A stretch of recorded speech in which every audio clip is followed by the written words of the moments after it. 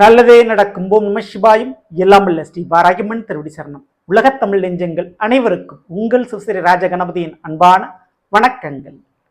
இன்றைய பதிவில் சிம்ம ராசியில் பிறந்த நண்பர்களே, உங்களுடைய பிறப்பு ஜாதகப்படி உங்களுக்கு நடக்கக்கூடிய தசாபுத்திகள் வெவ்வேறாக இருக்கும். கோச்சார ரீதியாக கிரகங்களுடைய இன்றைய பயிற்சி இந்த வருடத்தினுடைய பலன்கள் வேறு விதமாக இருக்கும்.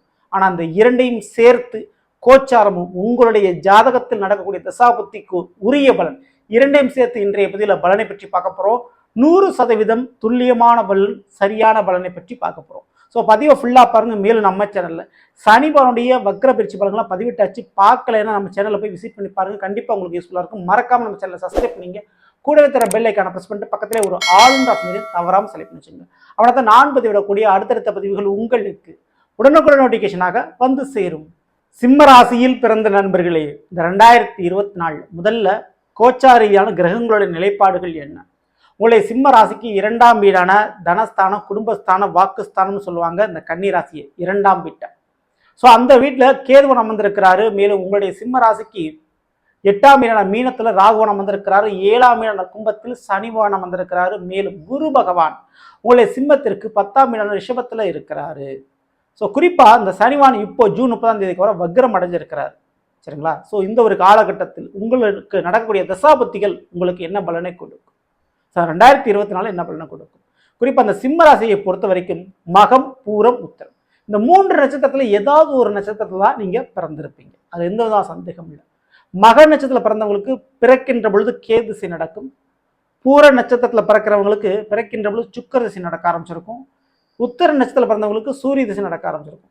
ஆனால் எப்படி தான் இருந்தாலும் இந்த சிம்ம ராசியில் பிறந்தவர்களுக்கு சந்திர திசை, செவ்வாய் திசை, ராகு திசை, குரு திசை, சனி திசை கண்டிப்பாக வாழ்க்கையில் வந்தே தீரும், நடந்தே தீரும். அது முழுமையாகவும் இருக்கும். அதன்படி இப்போ இந்த 2024 உங்களுக்கு சந்திர திசை நடக்குதுன்னு வச்சுக்கோங்க. இது திசைக்கு மட்டும் உரிய பலன் அல்ல, சந்திர புத்தி நடந்தாலும் இந்த பலன் பொருந்தும். சரிங்களா? ஸோ சந்திர திசையோ சந்திர புத்தியோ இந்த 2024 உங்களுக்கு நடக்குதுன்னா பலன் எப்படி இருக்கும்? கோச்சா ரீதியாக கிரகளோட அமைப்பையும் நம்ம பார்த்தாச்சு. ஸோ அதன் வழியில் முதல்ல சிம்மராசியில் பிறந்த உங்களுக்கு கடல் கடந்து சில காரியம் கைகூடும்.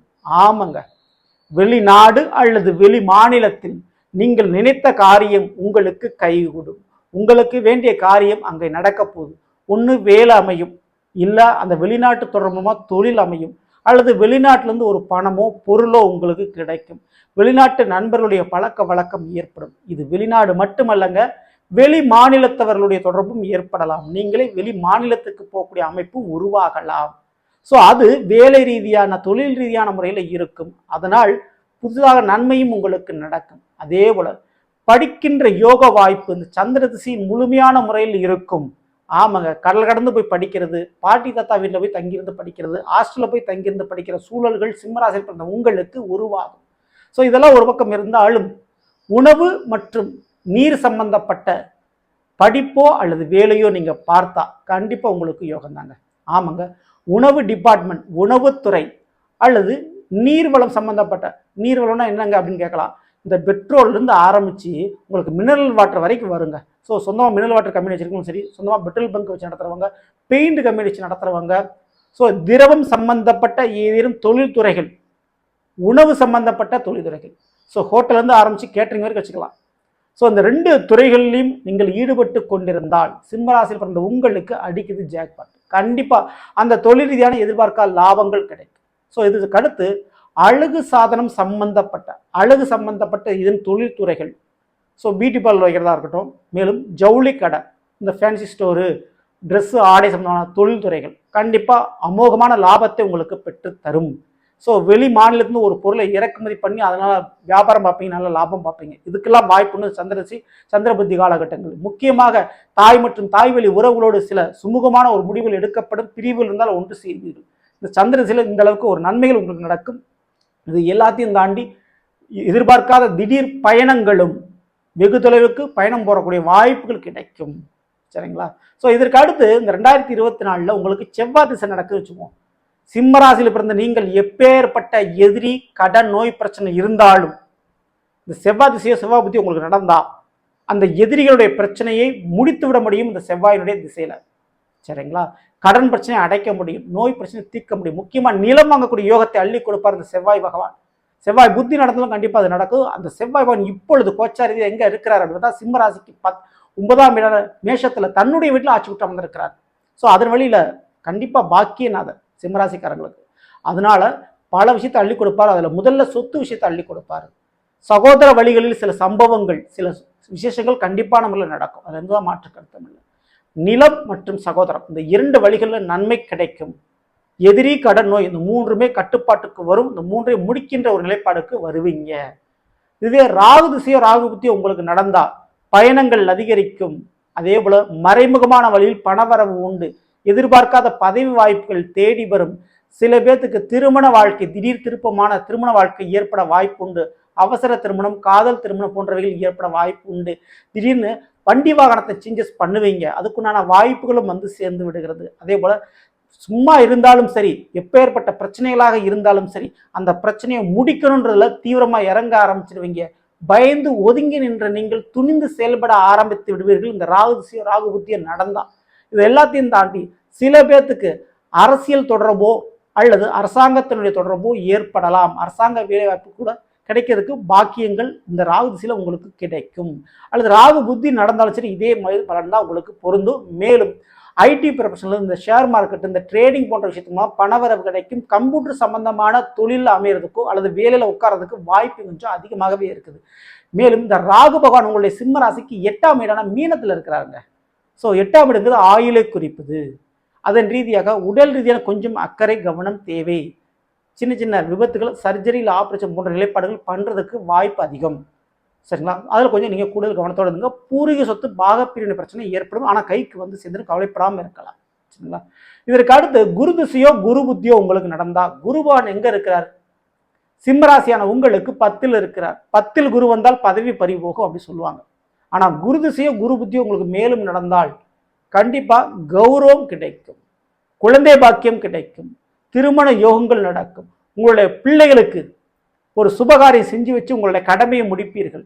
வண்டி வாகனம் வாங்குறதுக்கு யோகம் இருக்கு. இந்த தொழில் விஷயம் கொஞ்சம் மந்தமாக போய்கிட்டு இருக்கு அல்லது வேலையில் கொஞ்சம் பிரச்சனைகள் போய்கிட்டு இருக்குன்னா மஞ்சள் நிற ஆடை அல்லது மஞ்சள் நிற வஸ்திரத்தை அதிகமாக பயன்படுத்துங்க. வேலை தொழில் பார்க்கக்கூடிய இடத்துல குரு பகவானுக்கு கண்டிப்பாக வழிபாடு செய்யணும் வியாழக்கிழமை அன்னைக்கு. இது குரு திசையில் நடக்கக்கூடிய நெகட்டிவிட்டியிலிருந்து உங்களை காப்பாற்றும். ஸோ மேலும் இந்த குழந்தைகளோட விஷயத்தில், உங்களுடைய பிள்ளைகளோட விஷயத்தில் சில நன்மையான காரியங்கள் நீங்கள் உங்களை கடமையை முடிச்சு வைப்பீங்க. அதே நேரத்தில் அவர்கள் பிரிவுகள் ஏற்பட வாய்ப்புண்டு. ஒரு வேலை ரீதியாக அல்லது திருமண வாழ்க்கை ரீதியாக அவர்களை பிரிவதற்கு வாய்ப்பு அதிகமாக இருக்குது. மேலும் கார் வண்டி வாகனம் வாங்குறதுக்கு யோகங்கள் இருக்குங்க. சொந்த தொழில் தொடங்குவர் கொஞ்சம் யோசிச்சு பார்த்து தொடங்குறது ரொம்ப ரொம்ப உங்களுக்கு நல்லதுங்க. இதுவே சனி திசை அல்லது சனி புத்தி உங்களுக்கு நடக்கின்ற பொழுது கண்டிப்பாக மறைமுகமான வழிகளில் சில பண ஆதாயங்களை பெறுவீர்கள். அதே நேரத்தில் புதிய பொறுப்புகள் கிடைக்கும், புதிய கடமைகள் உங்களுக்கு கிடைக்கும். அந்த சனிவன் வக்ரமா இருக்கிறாரு இப்போ. ஸோ 2024 முடியும் வரை கிட்டத்தட்ட நவம்பர் 15ஆம் தேதி வரை வக்ரமா தான் இருப்பார். சனிவன் எங்க இருக்கிறாரு? சிம்மராசியான உங்களுக்கு 7ஆம் வீட்டில் இருக்கிறார். சனி பார்வை கண்டிப்பா மாறுது. அதனால சனி பகவானால் நடக்கக்கூடிய கெடுதலும் குறையும். அதே நேரத்தில் சனி திசை உங்களுக்கு நடந்தா வாழ்க்கை துணையாலும் எதிரிகளாலும் மறைமுகமான வழியில் ஏற்பட்ட பிரச்சனை கஷ்டம் தீரும் மாறும். மறைமுகமான அந்த ஏவல் பில்லி சூனியம் செய்வன்னு சொல்றாங்களே இந்த மாதிரியான பிரச்சனைகள் உங்களுக்கு பயமுறுத்தி கொண்டிருந்தால் அந்த பிரச்சனைகளிலிருந்து விடுபட்டு வெளியில் வருவீர்கள். அதற்கு வாய்ப்பு அதிகம். அதே போல துளைந்த பொருள் அல்லது விலகிய உறவுகள் மீண்டும் ஒன்று சேர வாய்ப்பு உண்டு. இந்த சனி புத்தி காலகட்டங்கள் உங்களுக்கு இருக்கக்கூடிய உலர்நோய் பிரச்சனை, குறிப்பாக கால் சம்பந்தமான பிரச்சனைகள்ல இருந்து விமோச்சனம் பெறுவீர்கள், விடுதலை அடைவீர்கள். அந்த நோய் பிரச்சனைக்கு ஒரு முற்றுப்புள்ளி வைப்பீங்க. ஸோ இப்படி இந்த சனி காலகட்டங்கள் நடக்கும். மேலும் உங்களுடைய குடும்பத்தில் இருக்கக்கூடிய முக்கியமான உறவுகளுக்கு ஏற்பட்ட கண்டமும் விலகும். அதில் எந்ததான் சந்தேகம் இல்லை. ஸோ இப்படிப்பட்ட இந்த 5 கிரகங்களுடைய திசையோ புத்தியோ இந்த 2024 நடந்தால் இந்த 2024 முடிவதற்குள் இந்த பலன் உங்களுக்கு நிச்சயமா நடக்கும். ஸோ மேலும் சிம்ம ராசிக்கு அதிபதியே சூரியன் தான். ஸோ அந்த சூரிய பகவானுடைய வழிபாடை சிம்ம ராசிக்காரங்க எப்பவுமே பண்றது ரொம்ப நல்லது. சூரிய நமஸ்காரம் பண்றது ரொம்ப ரொம்ப நல்லது. அதே போல் ஞாயிற்றுக்கிழமை அன்று அதிகாலை 6 மணி முதல் 7 மணி வரை வரக்கூடிய சூரிய ஓரையில் சூரிய பகவானுக்கு செந்தாமரை மலர் சாட்சி வழிபாடு செய்தால் உங்களுக்கு எண்ணம் போல் வாழ்க்கை என்று சொல்வார்கள். உங்களுடைய எண்ணப்படி வாழ்க்கை நிச்சயம் அமையும். இந்த ஒரு வழிபாடை பண்ணுகின்ற பொழுது உங்களுடைய தன்னம்பிக்கை முதல் உடல் ஆரோக்கியம் வரை மேம்படும். ஸோ தாராளமாக இதை பண்ணிக்கோங்க. ஸோ நல்லது, நாம் இன்றைய பதில் சிம்ம ராசியில் பிறந்தவர்களுக்குரிய பலனை பற்றி பார்த்தோம். இந்த நிச்சயமா உங்களுக்கு மேல பதிவாக இருக்கிறீங்கன்னா பிடிச்சிருந்த லைக் பண்ணுங்க, மேலும் நண்பர்களுக்கும் உறவினர்களுக்கும் மறக்காமல் ஷேர் செய்யுங்கள். இதுவரை நம்மளுடைய சேனல் சப்ஸ்கிரைப் பண்ணாமல் இருக்கிறவங்க சப்ஸ்கிரைப் பண்ணிங்க, கூடவே தர பெல்லைக்கான பிரஸ் பண்ணிட்டு பக்கத்திலே ஒரு ஆல் ஆஃப் தெரியும் தவறாமல் செலக்ட் வச்சுங்க. மேலும் அடுத்து நிற்போம். நன்றி, வணக்கம். நல்லதே நடக்கும். ஓம் நம சிவாயம். எல்லாம் வல்ல ஸ்ரீ வாராகியம்மன் திருவடி சரணம்.